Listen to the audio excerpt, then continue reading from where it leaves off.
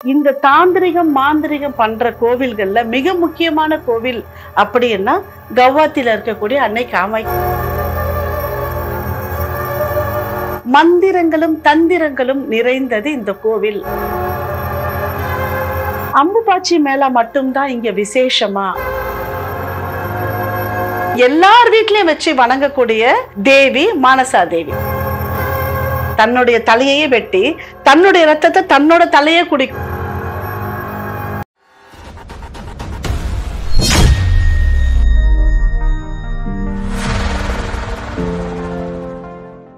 இந்த கோவிலுக்கு ஏன் நிறைய பேர் போறதுக்கு பயப்படுறாங்க, இல்ல இது ஏன் வெளி உலகத்துக்கு தெரியல அப்படின்னா, மந்திரங்களும் தந்திரங்களும் நிறைந்தது இந்த கோவில் அப்படின்னு சொல்லுவாங்க. எல்லா விஷயத்திலும் நல்லதுன்னு ஒண்ணு இருந்தா கெட்டதுன்னு ஒண்ணு இருக்கும் இல்லைங்க. நாம என்ன எடுக்கிறோம், நாம என்ன நினைக்கிறோம், நாம என்ன செய்யறோம் அப்படின்றது நம்மளுக்கு முக்கியம். எல்லா இடங்களிலும் அன்னை கிட்ட இருந்து ஒரு சக்தியை பெறுவதற்காக மந்திரங்களை நிறைய பேர் உச்சாடனம் பண்ணிட்டு இருப்பாங்க. அப்போ இந்த தாந்திரிகம் பண்றவங்களும் மாந்திரிகம் பண்றவங்களும் பெருமளவில் இந்த கோவிலுக்கு வருவாங்க. அதனால மக்களுக்கு ஒரு பயமே தவிர இப்பெல்லாம் அது இல்லை அந்த அளவுக்கு.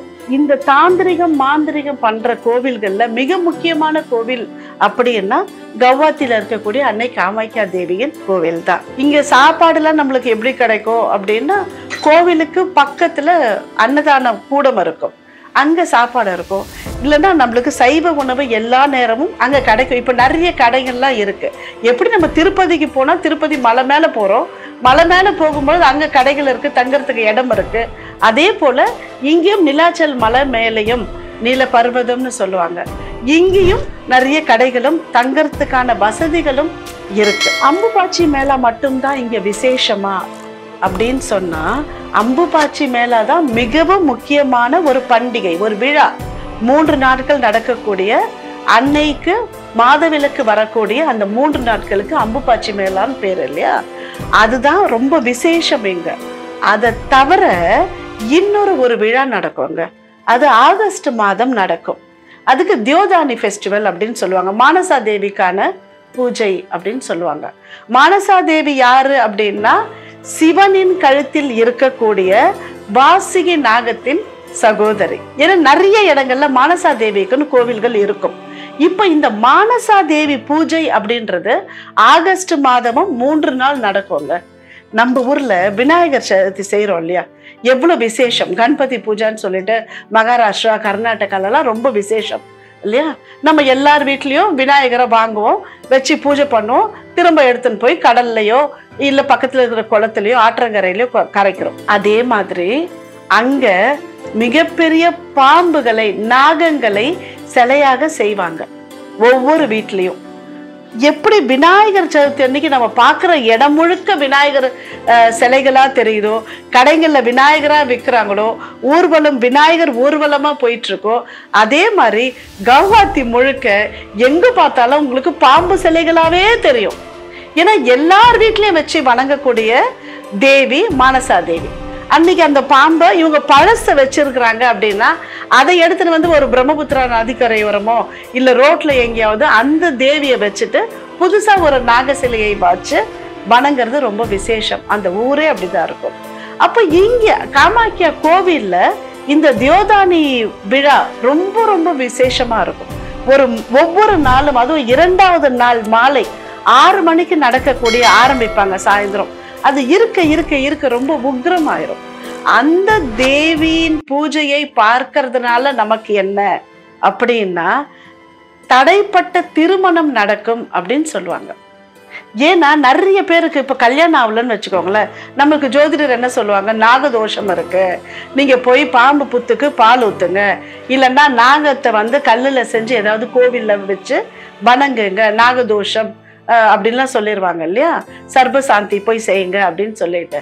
அப்போ இங்கு நடக்கக்கூடிய அன்னை காமாட்சி தேவியின் கோவிலில் நடக்கக்கூடிய மானசா பூஜையை பார்ப்பவர்களுக்கு மிக விரைவில் திருமணம் நடக்கும், திருமண தோஷம் முழுவதுமாக அகன்றுவிடும் அப்படின்னு நம்பப்படுது. இப்ப நாம கூட காமாட்சியா போறோங்க. ஆகஸ்ட் மாசம் 21ஆம் தேதி போறோம். மலர் மருத்துவம் படிச்சவங்க காமாட்சி தேவி கோயிலுக்கு போகும் பொழுது நம்மளுக்கு தெரியும் இல்லையா, என்ன மலரை எடுத்துன்னு போலாம் அப்படின்னு தோணும். நாம நிச்சயமா சில மலர்களை எடுத்துட்டு போகும் பொழுது அன்னை காமாக்கியா தேவியின் பரிபூர்ண ஆசீர்வாதம் கிடைக்கும். இன்னொன்னு எல்லாருமே இப்போ அசைவ உணவுக்கு ரொம்ப பழகிட்டோம். அதுவும் பிரியாணி பிரியர்கள் ஆயிட்டோம் இல்லையா, நான்வெஜ் பிரியர்கள் ஆயிட்டோம். ஆனா இந்த மாதிரி ஒரு சாக்தத்தின் உச்சத்தில் இருக்கக்கூடிய ஒரு தேவியை தரிசனம் செய்யறோம் அப்படின்னாக்கா முடிந்தவரை சைவ உணவா எடுத்துட்டு போறது ரொம்ப நல்லது. அதுவும் ஒரு மண்டலம் ஒரு 48 நாள் சைவ உணவை சாப்பிட்டுட்டு அந்த கோவிலுக்கு போறது ரொம்ப நன்மையை நமக்கு தரும். இன்னொன்னு கருப்பு நிற உடை அதை தவிர்க்கிறது ரொம்ப நல்லதுங்க. சில பைரவரை வணங்குறவங்க, சில காளி உபாசகர்கள் அவங்க கருப்பு போடுறது வேற. நாம சாதாரண மனிதர்களாக இருக்கக்கூடிய நாம முடிந்தவரை இந்த மாதிரி கோவிலுக்கு போகும் பொழுது கருப்பு உடையை தவிர்ப்பது மிகவும் நல்லது. அந்த கோவிலுக்குள்ள எந்த கோவிலுக்கு போனாலும் சரி, தேவையில்லாம மற்றவங்களை பத்தி பேசுறது, பின்னால பேசுறது, அது எல்லாமே தவிர்க்கிறது ரொம்பவும் நல்லது. ஏன்னா நம்ம முன்னோர்கள் சொல்லியிருப்பாங்க பாருங்களேன், நீங்க ஏதாவது ஒரு கோயிலுக்கு போனீங்கன்னா கூட நல்லதே நல்லதே பேசு, இல்லைன்னா அப்படியே அதுவே நடக்கட்டும் அப்படின்னு சொல்லி அங்க இருக்கக்கூடிய தேவிகள் சொல்லிடுவாங்க அப்படின்னு சொல்லுவாங்க இல்லையா. அதனால அதுவும் மிக சக்தி வாய்ந்த இந்த இடங்களுக்கு செல்லும் பொழுது மனசை எந்த அளவுக்கு நம்ம அமைதியாகவும் சுத்தமாகவும் வச்சுக்கிறோமோ மிகவும் நல்லது. மலர் மருத்துவத்துல இருக்கிறவங்க ஈத்தர் அப்படின்ற ஒரு மலரையும், வைல்டு ஓட் அப்படின்ற ஒரு மலரையும், வில்லோ அப்படின்ற ஒரு மலர், இந்த 3 மலர்களையும் எசன்ஸாவே நம்மளுக்கு கிடைக்கும் இல்லையா. நீங்க அதை குறைஞ்சி ஒரு 10 நாளைக்காவது ஒரு 2 வாரம் நீங்க அதை ஒரு நாளைக்கு ஒரு டைம் சாப்பிடுங்க. சாப்பிட்டுட்டு கோவிலுக்கு போய் பாருங்க, உங்களால மிகப்பெரிய அதிர்வலைகளை உணர முடியும். ஏன்னா நம்ம எல்லாருமே கடவுள்கிட்ட இருந்து ஏதோ வாங்குறோம்னு நினைக்கிறோம் இல்லையா, நாம பாதுகாக்கிறோம்னு நினைக்கிறோம், ப்ரொடெக்ட் பண்ணணும்னு நினைக்கிறோம். எதிராளி என்ன ஒரு அடி அடிக்கும் பொழுது நான் அவரை திருப்பி அடிக்கிறோன்னு இல்லை, அவரு 4 அடி அடிச்சாலும் நான் தாங்கக்கூடிய சக்தி வேணும்னு தான் நம்ம கேட்கிறோம். மற்றவங்க என்னை பத்தி பொறாமப்படாதீங்க, என் மேல கண்ணு வைக்காதீங்கன்னு போய் நீங்க ஒவ்வொருத்தர்கிட்ட சொல்ல முடியாது. யார் என்ன செய்தாலும் நம்ம ஸ்ட்ராங்கா இருக்கணும் அப்படின்னா அதற்கு இறை அனுகிரகம் வேணும்.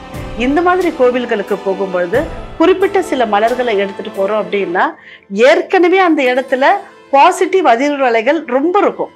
நம்மளுடைய உடம்பு அதை முழுவதுமாக கிரகித்துக் கொள்வதற்கு இந்த மலர்கள் உங்களுக்கு மிகவும் உதவியாக இருக்கும். இப்போ மலர் மருத்துவத்துல இருக்கிறவங்க என்னென்ன மலரை எடுத்துன்னு போகணும் அப்படின்னா, யாராக இருந்தாலும் நீங்க தாராளமா நம்ம ஆபீஸ் நம்பருக்கு போன் பண்ணுங்க.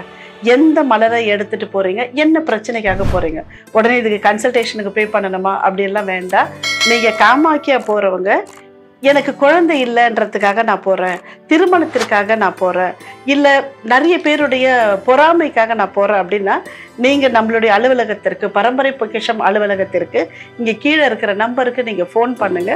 சில மலர்களை அவங்க சொல்லுவாங்க, அது உங்க வீட்டுக்கு பக்கத்துல இருக்கிற ஹோமியோபதி கடையிலேயே உங்களுக்கு கிடைச்சிரும். அதை நீங்க வாங்கி சாப்பிட்டுட்டு ஒரு 2 வாரம் சாப்பிட்டுட்டு நீங்க போய் பாருங்க, ரொம்ப அற்புதமாக இருக்கும். இல்லை இந்த கோவிலுக்கு போறவங்களுக்கு வேறு ஏதாவது தகவல் வேண்டும், நான் உமாநாத் கோவிலுக்கு எப்படி போறது, நவகிரக கோயிலுக்கு எப்படி போறது, காமாக்கியா தேவி தரிசனம் எப்படி பண்றது, ஏன்னா 10 மணி நேரம் லைன்ல நிக்கிறாங்க சொல்றாங்க, 12 மணி நேரம் லைன்ல நிக்கிறோம்னு சொல்றாங்க, அதுக்கு என்ன பண்றது அப்படின்னாலும் எதுவாக இருந்தாலும் நீங்க கமெண்ட்ல போடுங்க, அதற்கு நாங்கள் விளக்கங்கள் தருகிறோம். இந்த ஒவ்வொரு தேவிக்குமான மூல மந்திரங்கள், காயத்ரி எல்லாமே மாறுபடும். ஒவ்வொரு தேவிக்குமான நைவேத்தியங்கள் மாறுபடும். இப்போ இந்த தேவிக்கு ஒரு வரலாறு இருக்கும் பார்த்தீங்களா. இப்போ இந்த தூமாவதி அப்படின்ற ஒரு தேவி வெள்ளை கலர்ல இருப்பாங்க, ஒரு கணவனை இழந்த பெண் போல தோற்றம். அவங்க ஏன் அந்த தோற்றத்துல இருக்கிறாங்க அப்படின்னு நம்மளுக்கு தோணும் இல்லையா. என்னம்மா இது, கோவில்ல போனாக்கா ஒரு விதவை கோலத்துல இருக்கக்கூடிய ஒரு தேவியா அப்படின்னு நம்மளுக்கு தோணும். இன்னொன்னு, காளி எல்லாம் பார்க்கும் பொழுது எந்த ஆடையும் இல்லாமல் மண்ட ஓடுகளே மாலையா போட்டுக்கிட்டு அப்படியே உக்கிரமா இருக்கிற மாதிரி நம்மளுக்கு தோணும் இல்லையா.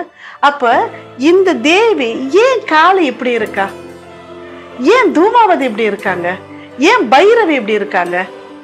தன்னுடைய கழுத்தையே அறுத்து, தன்னுடைய தலையையே கட் பண்ணி அதுல இருந்து பீரிட்டு வர ரத்தத்தை 2 பேர்களுக்கும் சேர்த்து தன்னுடைய தலையும் அதே ரத்தத்தை குடிக்கிற மாதிரியான ஒரு உருவம். சின்ன மாஸ்டர் நீங்க பார்த்திருப்பீங்க.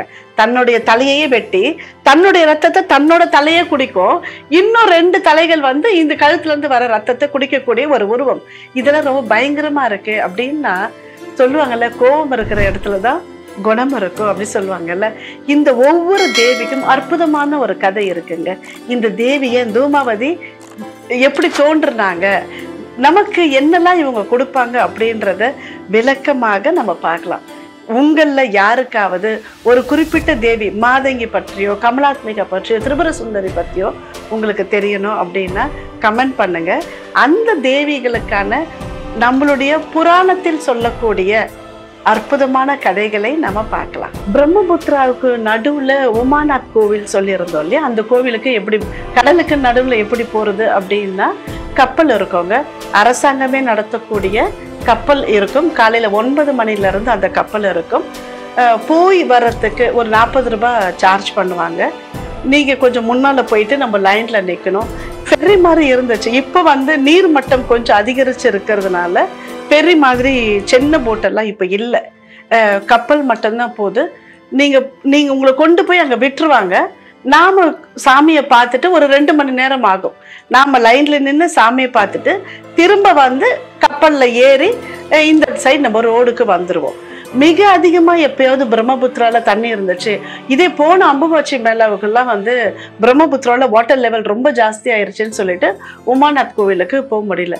சில நேரங்கள்ல உமாநாத் கோவிலுக்கு பாதி அளவு தண்ணி வந்துடும் அப்படின்னு சொல்றதும் உண்டு.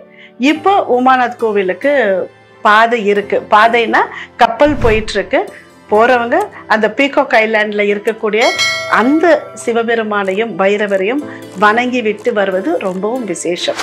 இந்த அருமையான வாய்ப்பை தந்துள்ள இயற்கைக்கும் மலர்களுக்கும் என்னுடைய அனைத்து குருமார்களுக்கும் நன்றிகள்.